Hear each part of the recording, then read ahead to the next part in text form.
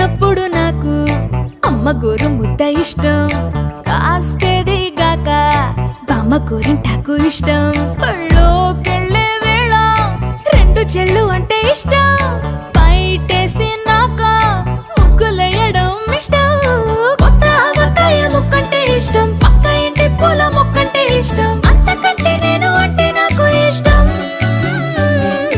కానీ ఇప్పుడు నాకు ఒకటే ఇష్టం,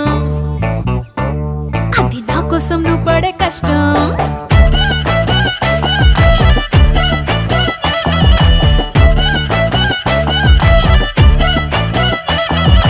తెల్లారంగానే వెచ్చనైన కాఫీ ఇష్టం, ఉల్లాసం పెంచే స్వచ్ఛమైన సూఫీ ఇష్టం.